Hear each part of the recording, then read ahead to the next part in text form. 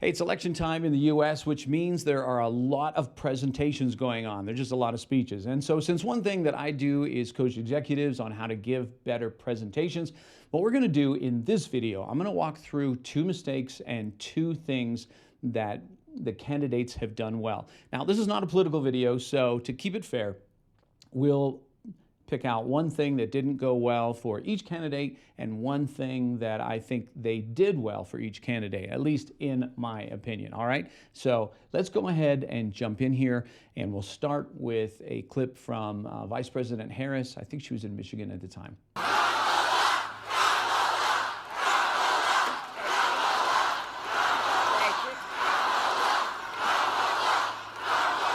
Okay, now I want each of you to shout your own name. Do that. Because it's about all of us. So she has this awkward moment that, then some media really went with this, and you see clips with this all online. And it's an unfortunate moment, but it shows what happens when we are not leading the audience. So you got to remember that when you're giving a presentation, you are leading the audience, and they will follow, but you have to telegraph some things if you're going to do something that is going to surprise them, like if you're going to take a 180-degree turn. So think of being in the audience for a moment. So whether, it doesn't matter what rally you're at, people are shouting someone's name. In this case, they're shouting Kamala. And so that's just normal for that environment. And then she switches it on them and says, now I want you to shout your own name. And it's just crickets.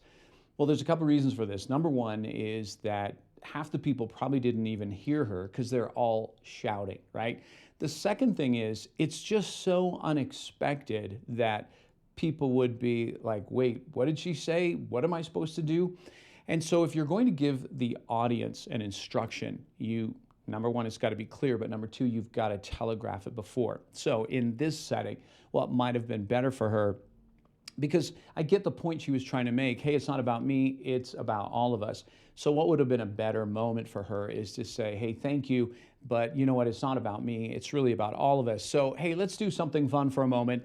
I'm gonna count to 3, and when we get to 3, I want you to shout your name. All right, ready? And then 1, 2, 3, and then that would have been much more powerful for her, right? So again, it's all about the audience not knowing where you're going. You've got to lead them. A similar thing happens for people, and I made this mistake early in my own career where you'd get up in front of a room and you hear someone say, hey, how's everyone doing today? And no one really answers. And then a lot of times what the speaker does, they double down and they're like, I said, how's everyone doing today? It creates this sort of cringe moment, and it's almost like now you're forcing everyone to say, oh, I'm doing really well, right? We want audience engagement, but there's a better way to get it than that. So anyways, just remember, that's the lesson, is that you have to lead your audience. And if you're going to tell them to do something that they're not expecting, you got to telegraph that, or you got to give them some ample warning. All right. Now let's go to something that didn't quite work as well, at least in my opinion, for President Trump. Hello? Hello? I don't think so. Hello? Is that better? Is that better? That's terrible. Is that better back there? Is that yes or no? What crap. The only thing I asked for is a mic. You don't have to give, I don't even need a stage. I don't give a damn. Give me a good mic, and I went through 2 of these today.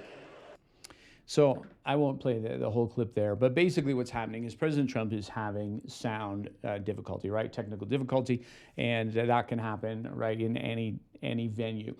The challenge when you're having technical difficulties is that while you're up on stage, which is an awkward moment, he's actually doing pretty well by, finding different mics, trying to find out at the back of the house if people can hear it. But at the same time, there's a sound crew somewhere scrambling, whether they're behind the stage or they're probably out in the audience, and they're scrambling to figure out what is going on. And a little bit later on there, he makes a comment about, I can't remember all of it, but it was about my back ends up hurting because of some stupid guys in the back. So it's one of those things where your best friend when you're on stage is the sound crew. And this is why every time I go to speak at a conference, the first person I go in to meet is the sound technician. And I'll go up to him or her, introduce myself, make sure that I have a good connection with them because they are my best friend on that day. I can't control everything that's going to go there, but I really want to make sure that they're on my side. Now, again, stuff still is going to happen, but in my opinion, you don't want to make enemies with your sound crew. So that will be the lesson I would take from that. Now let's go ahead and talk about two things that I think are great examples of things that each candidate did well. All right, so let's go back to Vice President Harris and take a look at. She is just getting on stage in North Carolina, so it's the very beginning of her presentation, and let's roll it.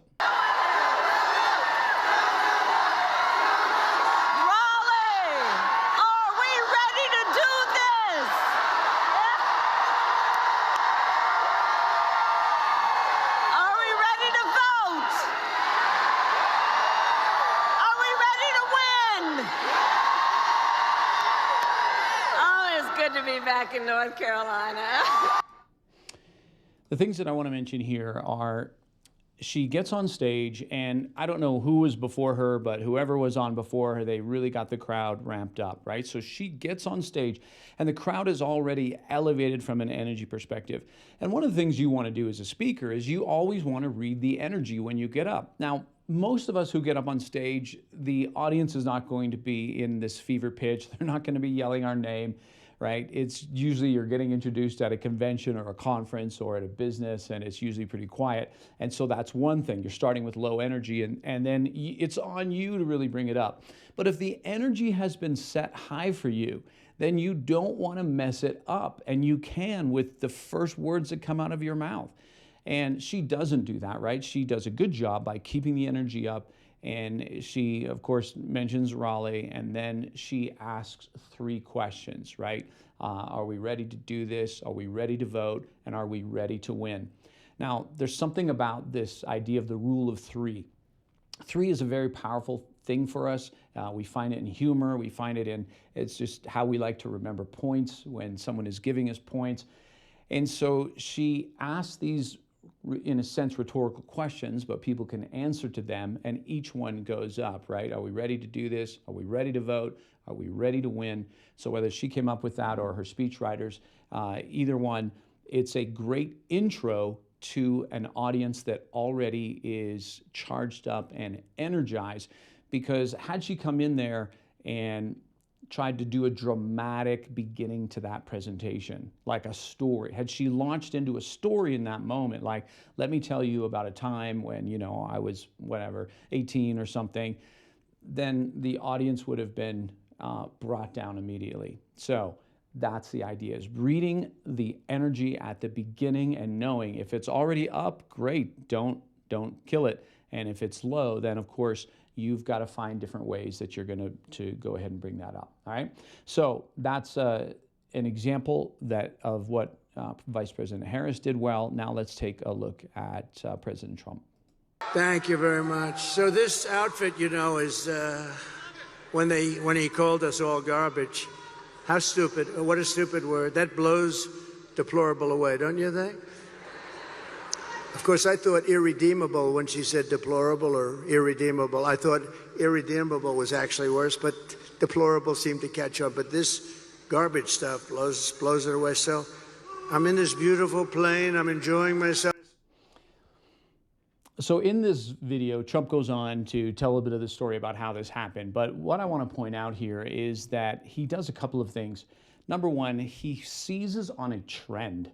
Right? So this can be a very powerful thing with a presentation. A lot of people come into a presentation and they have their notes, or you'll see this sometimes with professional speakers. They just have their one speech and they just go and do it every place. But there's something powerful about seizing on a trend, right? So there's always a trend going on in the world, or something that's happening that's front and center. And so what President Trump does here is he seizes on this idea of a comment that President Biden had made apparently about some of Trump's followers, or all of Trump's followers, however you look at it. and about garbage. And then he seizes on that trend.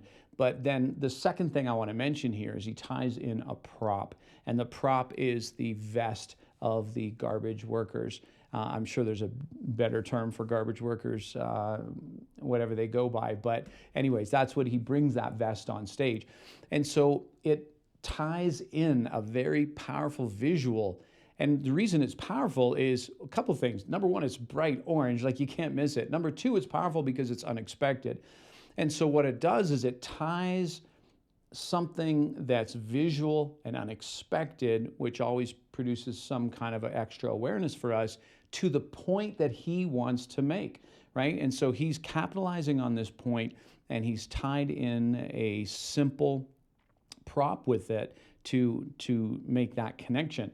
And of course, one of the best ways we know how an effective in a message is does it get passed on, right? And of course, on Halloween, you had people going out on the streets wearing these same types of vests. So it's effective in that way. So the idea of seizing on a trend and also using a prop in some way to visually make a connection to a point that you're trying to make, all right? So again, there's a lot of speeches going on today. I wanted to, in this last few months, I wanted to take a couple of the speeches and show some examples that I don't think went well, and then some examples that I think went well. Of course, I wanted to pick from both candidates because I didn't want to make this political.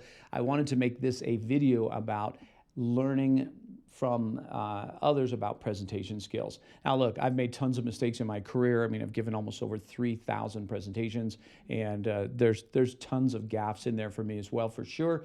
But how we get better as speakers, how we get better as presenters, is looking at what works, looking at what doesn't work, and then, of course, doing more of the former. All right, so I hope this helps. If you like this video and the other content that we put out on this channel, make sure you subscribe to this so that you will see more. And other than that, the only way you get better at presenting is just by doing it more and more. So make sure you get out there and get up on stage.